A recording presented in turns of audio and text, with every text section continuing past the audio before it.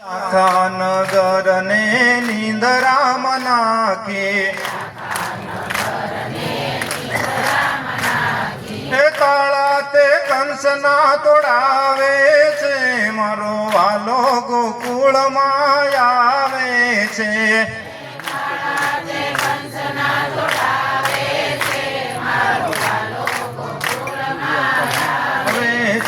Hello આવે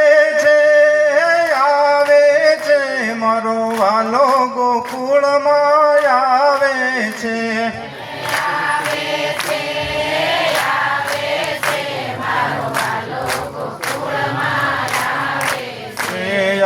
વાસ કેરી ટોપલીમાં પોઢ્યા પ્રભુજી,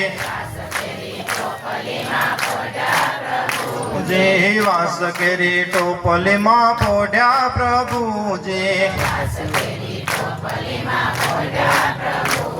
હે વાસુદેવ શિર પર ધારે છે, મારો વાલો ગોકુળમાં આવે છે.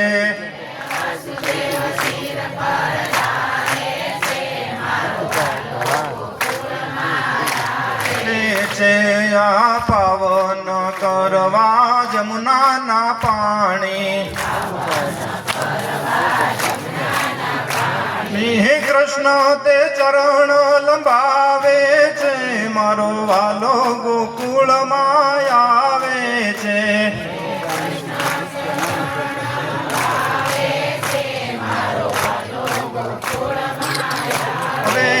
હે બોલો કનૈયો ચરણ લંબાવે છે, મારો વાલો ગોકુળમાં આવે છે.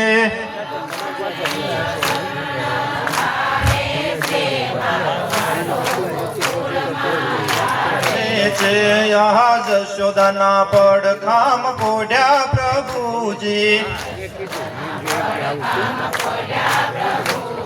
એ માયા રૂપી કન્યા પાછી લાવે છે, મારો વાલો ગોકુળમાં આવે છે.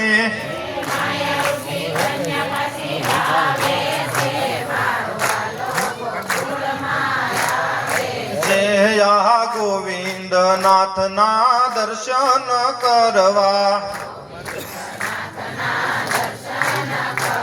આનંદ ઘેરે ઉત્સવ મનાવે છે, મારો વાલો ગોકુળમાં આવે છે.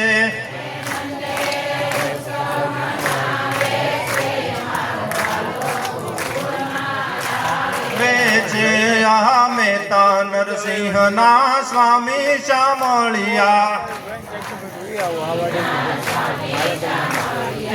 રાસર માડવને આવે છે, મારો વાલો ગોકુળમાં આવે છે.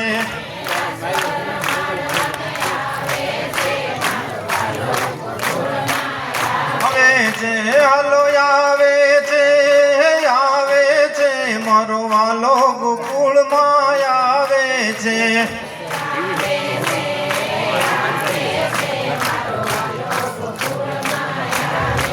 કૃષ્ણ કનૈયા ભગવાને દર્શન દીધા, રાસલીલા દેખાડી અને પછી એમ કીધું કે હાલ હું તને લઈ જાઉં વૈકુંઠની અંદર. ત્યારે નરસિંહ મહેતા ના પાડે છે ભગવાનને. હવે વૈકુંઠ કોને ન ગમે, સ્વર્ગ કોને ન ગમે? વૈકુંઠ તો સ્વર્ગથી પણ ઉપર છે. એટલે નરસિંહ મહેતા ના પાડે છે, મારે નથી આવવું. ત્યાં પણ એને એક ભજન લખ્યું, એ મારું વનરાવન છે રૂડું, હું વૈકુંઠ નહીં આવું. તો ભગવાન કે તને વાંધો શું? સ્વર્ગમાં આવવામાં વૈકુંઠમાં તને વાંધો શું? એટલે નરસિંહ મહેતા બે ત્રણ કારણ બતાવે છે કે સ્વર્ગના લોક તો યાયતી ઘણા કુડા, કુડા એટલે ખરાબ, કે મારા વાછી વ્રજ નાચ રૂડા, હો નંદજી ન લાલ વૈકુંઠ નહીં રે. તો કઈ રીતે કુડા? એની સાબિતી શું ખરાબ છે?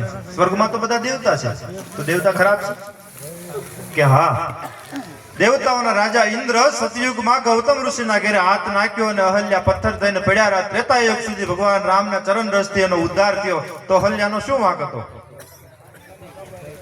કપટ તો ઇન્દ્રએ કર્યું હતું ને. ઇન્દ્રએ રાજાને જ્યારે અજ્ઞાન ઉપજા અને ઋષિ ગૌતમના ઘરમાં નાખ્યો હાથ, એક ભંગને કારણે સહસ્ત્ર ભંગ પામ્યા અને લાગેલા ગૌતમના એને શ્રાપ આ મન સમજ્યા વિના, સમજ્યા વગરનું કાર્ય કરે તો એવું થાય. કે બીજું કે ચંદ્રે પોતાના ગુરુ પત્નીને ઘરમાં બેસાડ્યા હતા, એના દ્વારા દીકરાની ઉત્પત્તિ થઈ. એનો જે વંશ વેલો એમાં અયાતિ યદુ, એ જ આખો યદુવંશ એમાંથી આવેલો ચંદ્રવંશ જેને કહેવાય. તો એને કઈ રીતે સારા ગણવા? તો કે એની કરતા તો મારા વ્રજના વાસી રૂડા છે. કે પછી કે નહીં ખાવું ને નહીં પીવું, સ્વર્ગમાં કઈ સિસ્ટમ છે જ નહીં ખાવા પીવાની.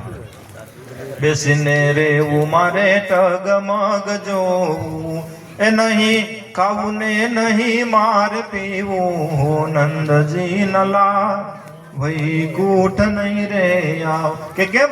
કે સ્વર્ગમાં એવું નથી કે મેનકાન ઘરે દીકરાનો જન્મ થયો અને જન્મ દિવસ ઉજવશે, માલપુઆ બનશે, કડાયું સડશે, એવું કઈ સિસ્ટમ છે નહીં. આપણે અહીંથી નાળિયેર જાળવી તો નાળિયેર ખાય, લાપસી જુવારવી તો લાપસી ખાય, લાડવા જુવારવી તો લાડવા ખાય. કે તો એ કે ટકમક જોવું. આપણે નેમિષ રાજાએ આપણી આંખની અંદર વાસ કર્યો છે એટલે આપણે આંખ મટકું મારે, દેવતાની આંખ મટકો ન મારે, એ અનમેષ છે. તો ટગર ટગર ટગર રંભા અપ્સરાનો ડાન્સ કેટલી ઘડી તમે જોશો?